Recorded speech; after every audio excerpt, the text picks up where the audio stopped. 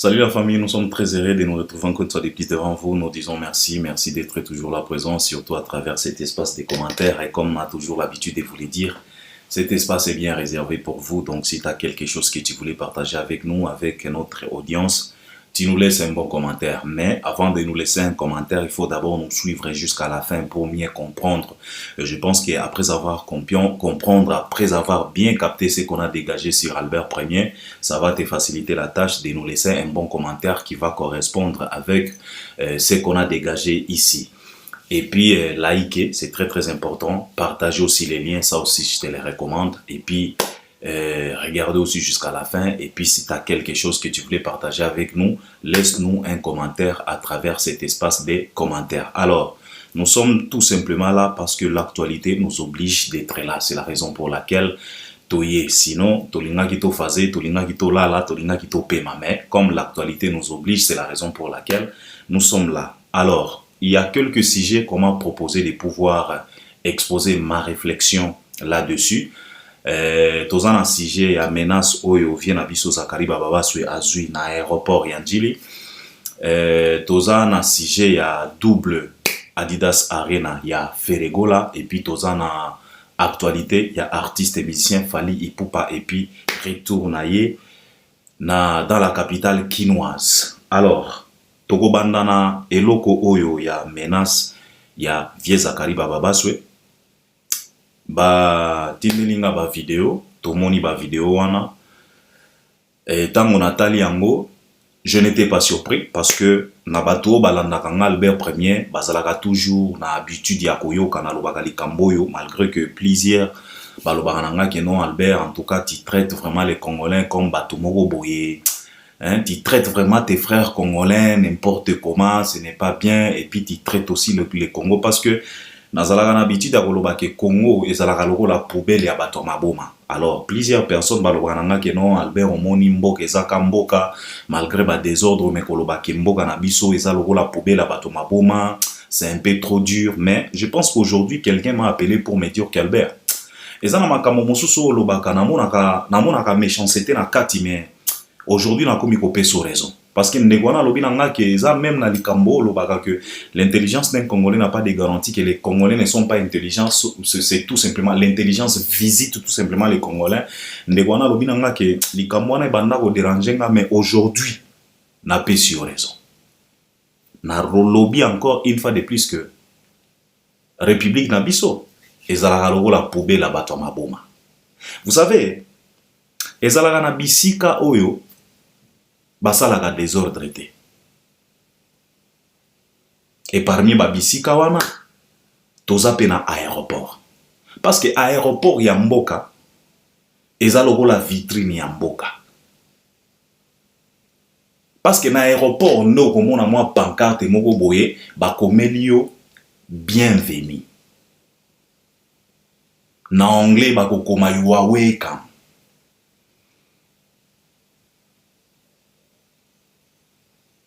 Pour que on se sentir à l'aise. Na aéroport ya mboka, nde bisika ba découvraka o to bengaka hospitalité.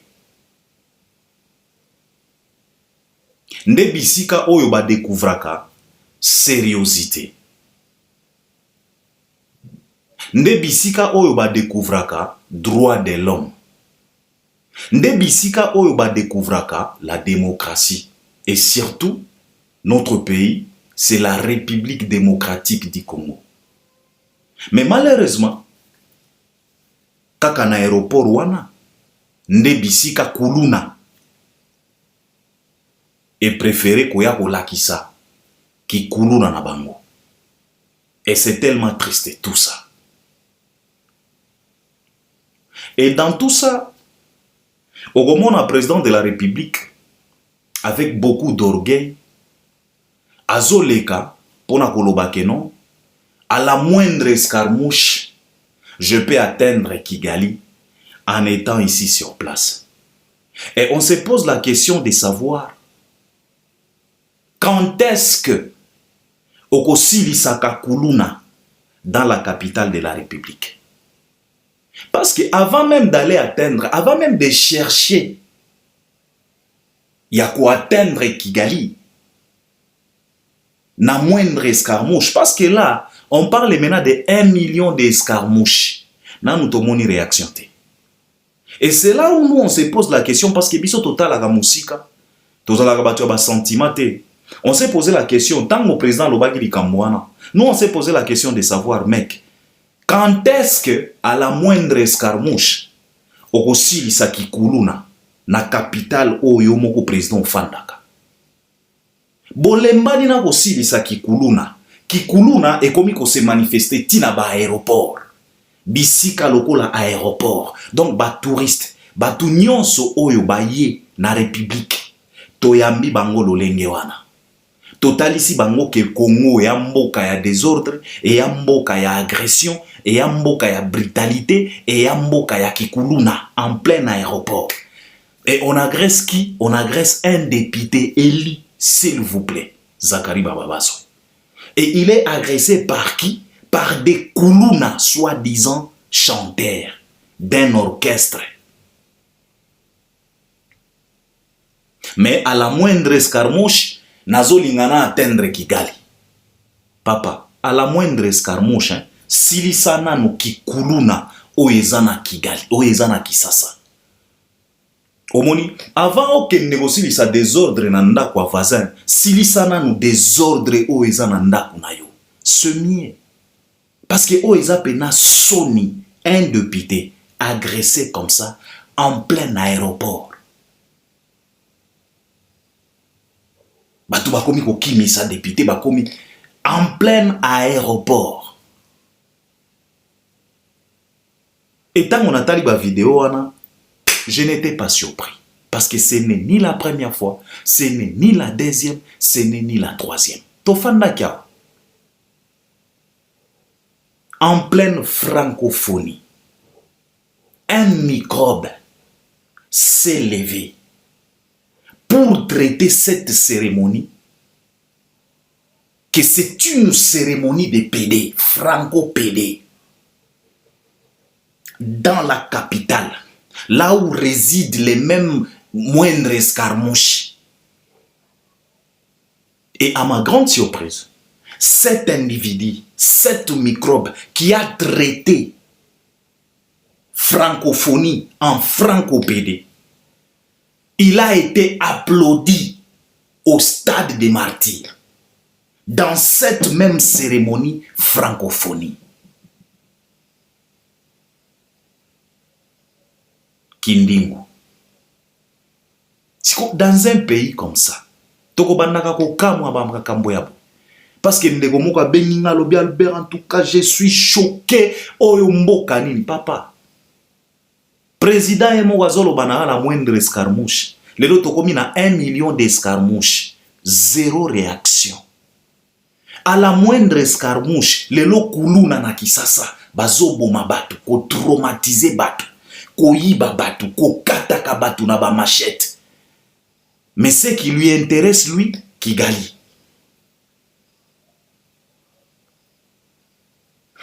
On y va Congolais.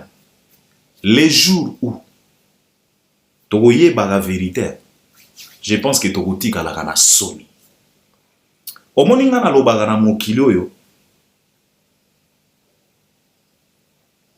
Tozalaka na les autres et Congo. Parce que c'est comme si biso ba Congolais tozalaka pena à part. Soki ba bikolo mosusu bazo kende na droite biso to kendaka na gauche. To correspondaka te na bato misusu. Et c'est tellement triste. Na lobi awa na révélé kaka eloko moko. Mutu oyo a traita événement loko la francophonie. Événement oyo tokoki kozwa yango lisusu après 10 ans. Un individu, un microbe, un idiot, un vaurien, il a insulté tout le monde, et les ministres, que ce sont des PD. Cet homme-là circule librement en pleine Kisasa.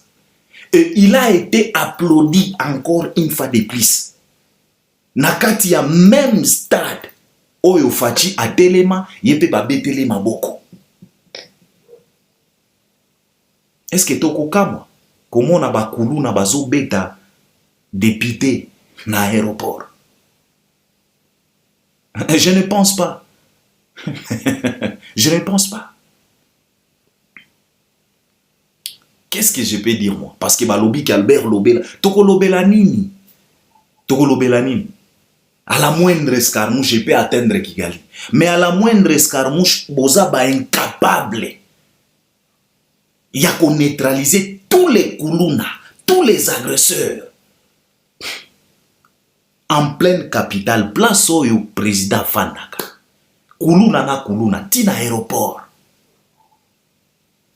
Kamutu mogo boye ke kamulunga soki ka kamulunga kamutu mogo boye ka pigme soki ka emoro soki jar nini atuba batu batu Seigneur non namona bikolo namona bamboka me pas ça dans une république comme la nôtre nous kamutu mogo boye karaté mogo boye. Excusez de le dire, mais c'est comme ça. Kazo traité député élu.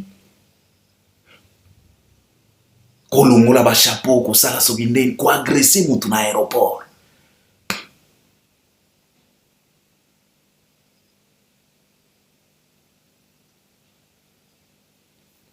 Ba vie misusu ba benga na bango na ba aéroport. Omoni biso ba congolais. Na ebite. Oyo ba bengana na aéroport ya Kenya kaka légende na biso ya Congo. Donc ya kokamwa ezate. E ba mankambu ya boye. Soki ba conséquence ekomi koya ekokoma lisusu o balingaka ferete o fali mutu atindaki o keboye. Vous êtes là à commettre des choses. Vous êtes là à exposer votre artiste. Omoninga Albert Premier na lobaka toujours que faire na ba fanatique na ye. Mutu asalela bango. Donc nana lobaka yango bato balandaka nga baebi.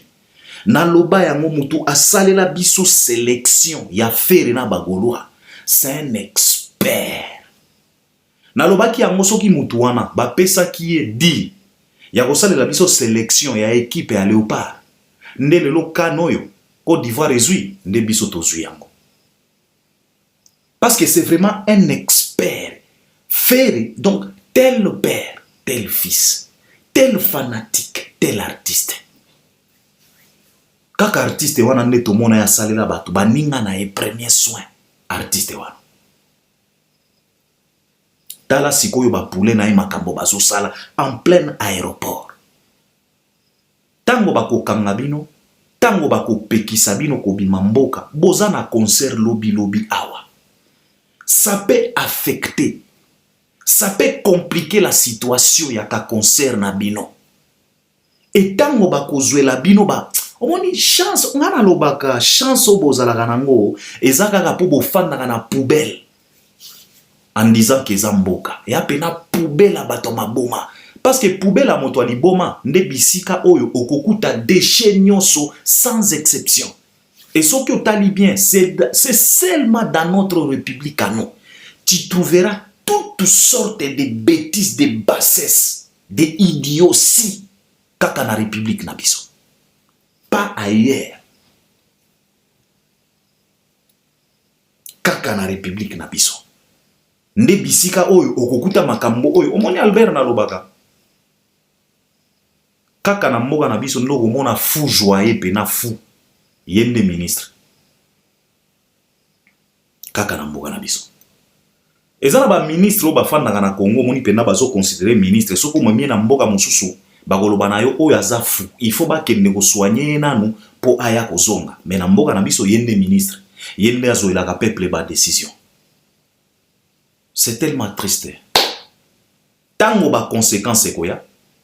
Tango ekokoma kokoso concert ezaka lobi awa. Tala nenge bozo e defere siko. Lobi kuna ekokoma o boye ke boye. D'abord artiste na bino. Tozo ye bate soka kobeta na France wana.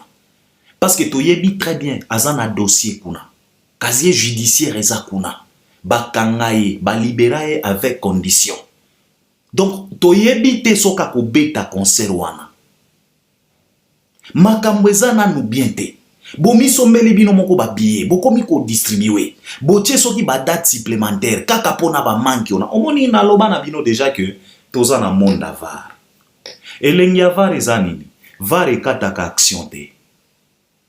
Omoni ba action bozo sala, var ekokataka te. Var etikaka action ekende tina suka.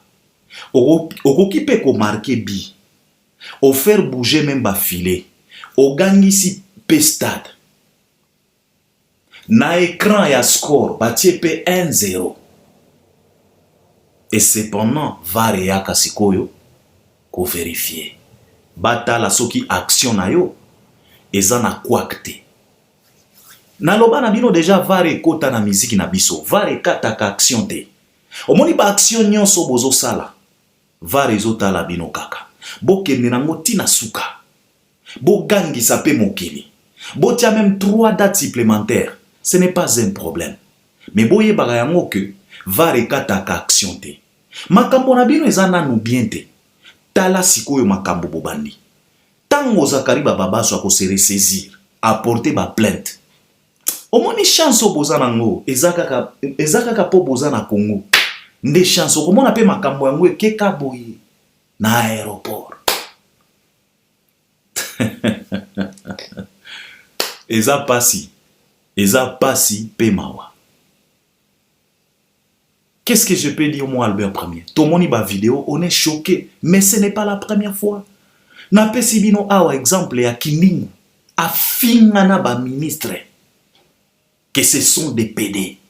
Mais cet homme a été applaudi en plein stade des martyrs devant le président de la République. Mais c'est ce président-là qui se précipite à la télé pour dire que à la moindre escarmouche, je vais atteindre Kigali. Mais Azomona bêtise, ils ont sillonné devant lui. Mais lui, ce qui lui préoccupe Kigali, ce qui n'dengue nini. Qu'on distraire le peuple. Banda bokangama na Rwanda.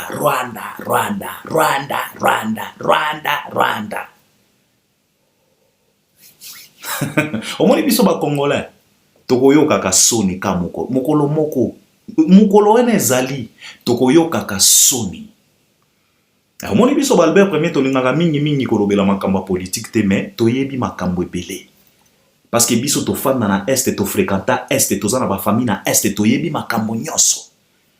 Ezala na lingala, ezala na swahili, ezala na français, ezala na anglais, na koki ko relater histoire parce que vérité yebani. Mais boye la waka bambri Rwanda. Buzoba ko distraire ba Congolais. À la moindre escarmouche. Le lot komi na 1 million d'escarmouches. Zéro réaction. Koulou na kaka en pleine kin. C'est tout un problème pour na bosili sa na bango. Siko koulou na ekomiti na aéroport.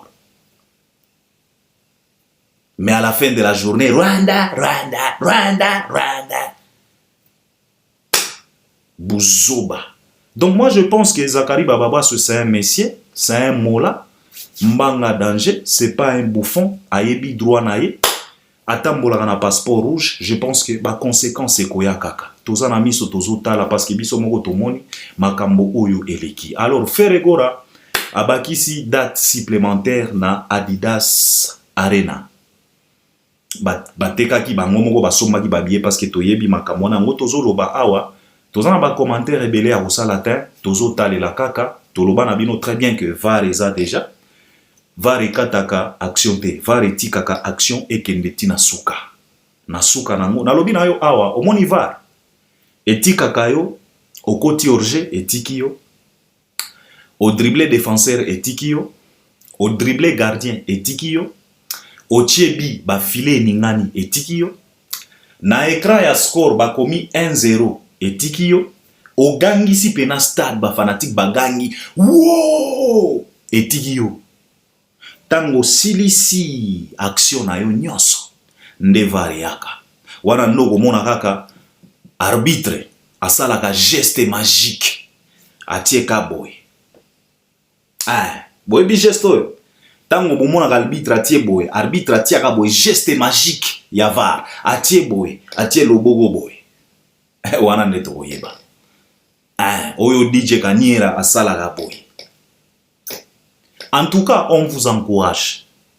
Bosomba ba billet bino moko bomi sombela ba billet bosala ba distribution, ce n'est pas un problème.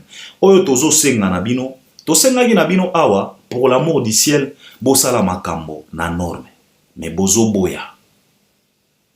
Kaka na molimo oyo bozalaka nango ya rivalité yango existaka te parce que na uti kotala vidéo ya kamwa bolobo moko boye kamusenzu to ba illettré culturel to ba sous-développé moko boye muto afandi na poto plusieurs années mais mbendre ngoto bobo donc sous-développé moko boye kandombolino soki kandombolino talaka mutu che na endomboli yaza kaka na makamba bandombolo donc archaïque. Kazolo baono makambo nyonso fala koki kosala fere pe akoki kosala parce que musique na biso ekendaka bongo mibale papa fala tikela fere ba devoir ebele même na kisasa wana fera sa beta concert à $300 fera sa beta concert à $500 yo yebi combien de devoirs fala tikeli fere devoir o fala tikela fere na stade de martyr fera akoka ya ngota bino ne bolinga ki bokosa batu awa mais histoire ya stade de martyr a fere to yebi yango toyebi yango bolingaka bokosa bato devoir kaka stade de martyr fera kokata abeta kaka même waze kwa beta même héritier abeta mais soki bolingi bolobi ke no makambo nyonso fala koki kosala fera koki kosala yango papa asala déjà nini fere si asala album lokola droit chemin fere si asala album lokola Arsenal fere asala nini oyo fala sala bauti na Laguna Show awa, Laguna Show Festival na Côte d'Ivoire. Bomoni ba image te. Bomoni ba image te. Papa, botika ka ba mankambwana. Botika ka ko rêver, il y a la différence entre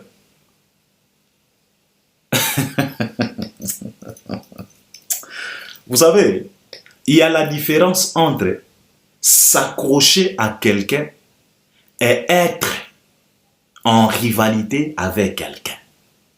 C'est des choses différentes. Et ça, des choses différentes. S'accrocher à quelqu'un, c'est pas la même chose qu'être en rivalité avec quelqu'un. Ferré n'a jamais été en rivalité avec Fali. Ferré s'est toujours accroché à Fali. Il faut beau la mayele. Alobagaya Zaya Mukolo, yaya génération, non? On a dit ce qu'on vient pas. Yé moutoye mana franc congolais. Franc oyo zanga valeur na mokili. Franc oyo bakolo franc ba préféraka kolia yango te, bango ba préféraka dollar. Nde bisika fere aposa voix na ye. Mais mukolo ya génération eza na risque nini oyo fere esi azwa pour na génération. Fere a proposa nini ya malonga. Parce que nayo kaka bato balobaka ke non faire a proposa acoustique. Non. Bozala kanela ba omoni bino bato ya ba faire tu ba sous-développer. Bolingaka toujours ko s'accrocher na makambo Fali et puis boye bocheli bato ba makelele. Non. Faire muto abanda makambo acoustique te. Fali aza précurseur ya makambo ya ba acoustique. Ye muto apesa idée chez les ba congolais. Parce que chez les américains, eza même bani yo basala ba acoustique. Chez les Congolais, Fali aza précurseur, ya ko éveiller batu ya ko pesa ba idée parce que je me rappelle comme si c'était hier. En pleine pandémie à Covid, Fali asala semi acoustique chez na guitare. Azoye manzembo ya Covid. Babizou non. Maloba oyo Gaz Fabulous azwa yango akota studio abimisa.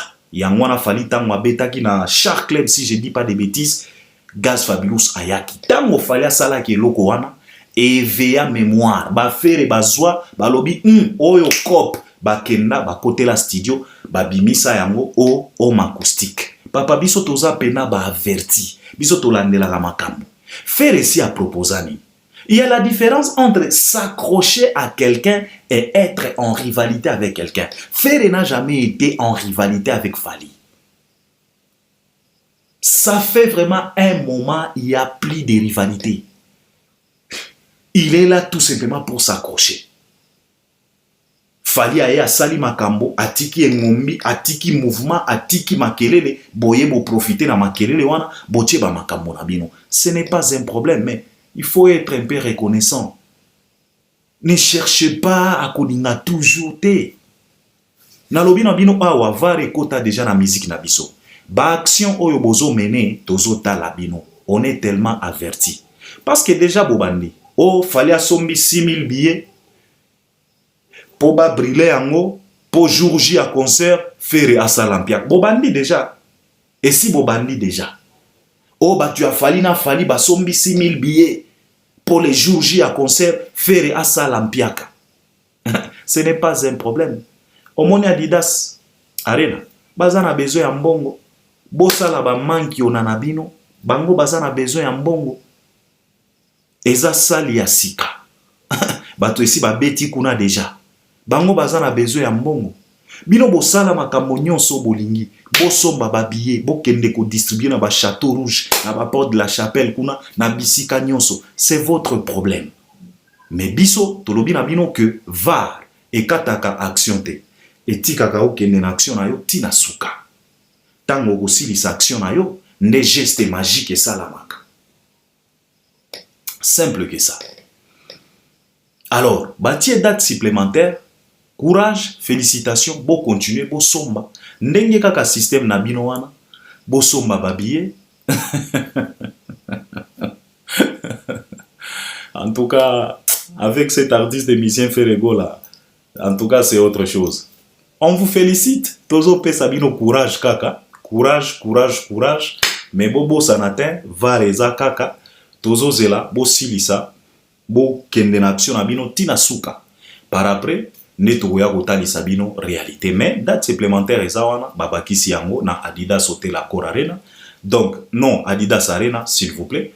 Donc, faire Akobeta le 20 avril et le 21 avril. Alors, félicitations, courage artiste, sauf que, Nengera Tolobaka, tel artiste et tel fanatique, déjà bapoule na yo, bazo rendre service moko yamabe, parce que je pense que, Soki Zakari Bababa se a telemi, a utilisé pouvoir naye, a utilisé droit naye, parce qu'à Tambola on a passeport rouge, je pense que ça peut créer du désordre. Chance au bozanango, et zaka que, bofan na ba pays moko boye, bokoki kozala na moins chance à s'en sortir, mais ce qui est là, ba mboko biso to fanda nde mawatro. Et puis tozo zela. Donc, on vous félicite, félicitations. Date supplémentaire yangwana, bosomba babie, ndenge kaka bozo sala bokende na action na bino tina suka, et puis par après to ya kota la vérité yango na jour J à concert. Le 20 avril, c'est juste kaka lobi lobi awa, parce que le lot nous sommes déjà le 13 février. Et puis février zalakara 28 jours. Donc moi ezo kende nango, mbala moko to kwantame mars, et puis le 20 avril, concert na le 21. Alors l'artiste émissien Fally Ipupa azongi kin. Azongi kin, après plus de 3 mois, à peu près 4 mois si je dis pas de bêtises, il était absent. Il s'est envolé comme un aigle. Il a fait ses 3 Arena, trilogie na Yaba Arena, succès, carton total. Il a réuni plus de 70 000 personnes et il a vendu plus de 70 000 billets dans l'espace Schengen, précisément en France, dans Londres et puis en Belgique. Et puis après, Fally s'est rendu en Afrique pour quelques séries à ma production, notamment na Cameroun, na Côte d'Ivoire, na Sénégal et puis na Bénin, si je ne dis pas de bêtises. Et puis, il s'est envolé encore une fois de plus na Los Angeles parce qu'il a été invité na 66e cérémonie à Grammy Awards na Los Angeles. Il n'était pas nominé cette fois-ci. Il était tout simplement invité et tout le monde qui est kuna, c'était bien, c'était du wow et tout le monde qui est azalaki na ifewan les nouveaux managers oyo ako faciliter tâche na côté à ba anglophone pour que Fally puisse décrocher quand même quelques collaborations dans la facilité parce que ifewan ce n'est pas n'importe qui azana carnet d'adresse moko costaud et tout le monde qui déjà ndenga banda ko présenter Fally et pas ya ba artiste ebele ya Nigeria même na ba oyo ya États-Unis et là Fally Ipupa azo annoncé biso na année oyo album na ye inter et kozala yemo alobi ke kozala lourd et kozala très international, plus que Tokos 1, plus que Tokos 2, plus que réédition. Donc, Tozozela et Fally Ipupa nous confirment qu'il a déjà enregistré un titre avec Idriss Elba, Binomo Botala. Image, il y a album wana. Soki ba Idriss Elba, ba yembi na kati album wana. Donc, après Idriss Elba, nanya koya. Alors, je pense que Nzembo wana et Kobima d'ici là. Oyegoya ko annoncer couleur ya album wana ya Fally Ipupa et to sepeli comme on a déjà ba mise en place oyo ifewan a commis déjà kotia tout autour ya artiste Fally Ipupa Dicap la merveille. Et alors après cérémonie wana Fally Ipupa a ozonga na Kisasa pour nous préparer quand même une grosse tournée calendrier moko ya kosakanate oyo Fally akobimisela biso d'ici là. Tozo zela kaka et alors ndeko moko warrior alobi nanga ke Albert tomoni Fally Ipupa na GI Gary Iwele alobi ke non azo relancer encore une fois de plus Bakolo State. Alors ndeko wana warrior alobi nanga ke est-ce que Albert ce n'est pas politique ya Fally Yemutu alobi Gary Iwele a relancé Bakolo State pour Yemutu akobanda koyamba Fally.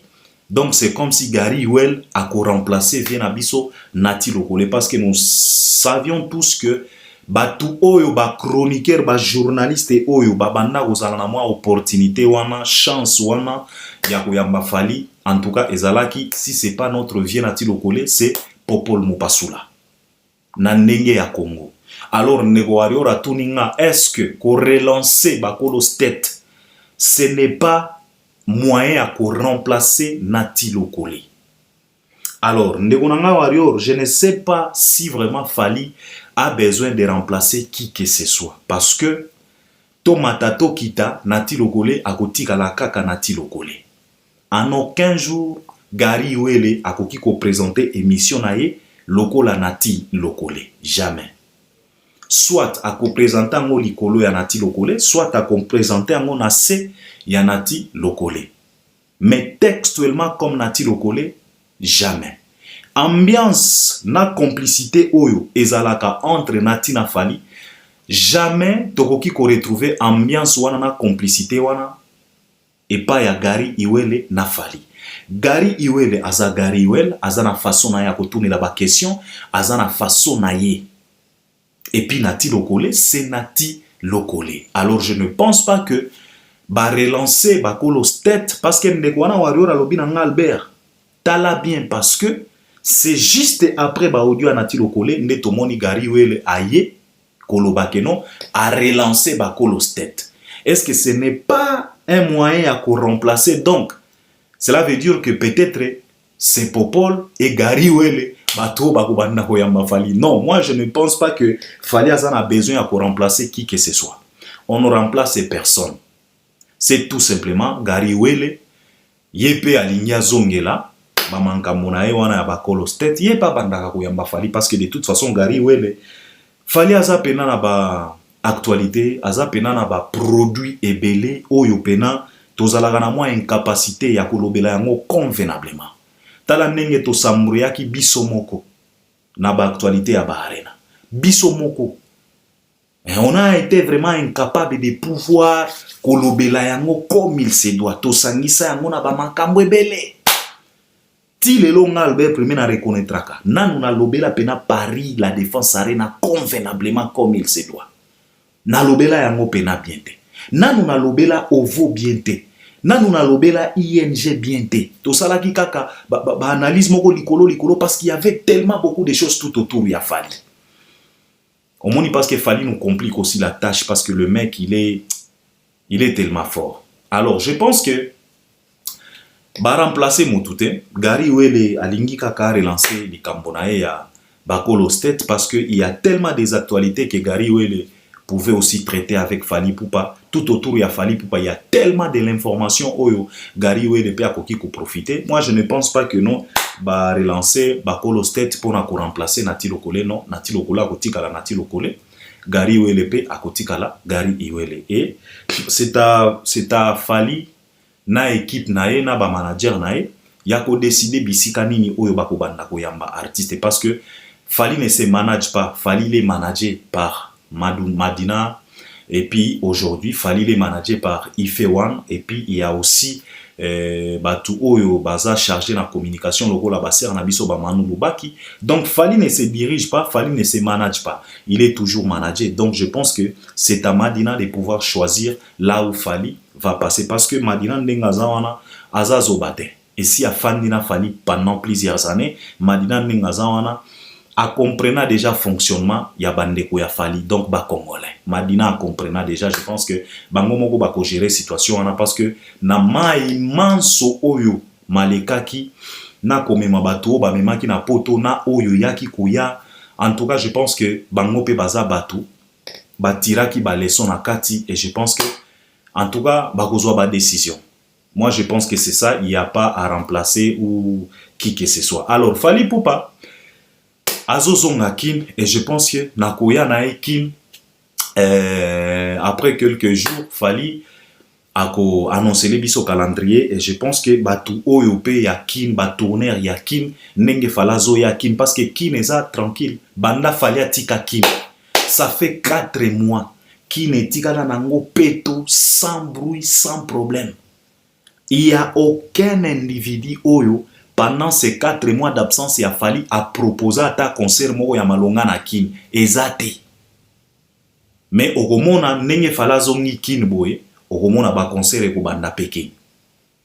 C'est lui le précurseur, c'est lui qui commence toujours. Il faut accepter l'homme à son époque. Fally aza matata, donc Fally azozonga kin, je pense que ba warrior ya kin, Fally pe aza na nyongo na bino. Il y a double stade des martyrs. Je pense que koya na ena kin eza po baya kotala sikoyo ndenge nini bakosala, parce que ba surprise eza ebele toyebi makambo o fala bombeli biso togolobela yango soki ye moko a décidé kotia yango na ba réseaux sociaux comme il communique toujours à travers ses réseaux sociaux. Donc tozozela tango bako communiquer, parce que biso toyebi mwa makambo, mais tango bako communiquer en tout cas biso pe tokoya kosalela yango analyse. Alors je pense que c'est ce que je voulais partager avec vous. On est ensemble et j'espère que vous allez m'accompagner à travers les commentaires. Si tu n'es pas encore abonné, abonne-toi, partage aussi les liens, likez les vidéos. Donc, on est ensemble à la prochaine. Merci beaucoup.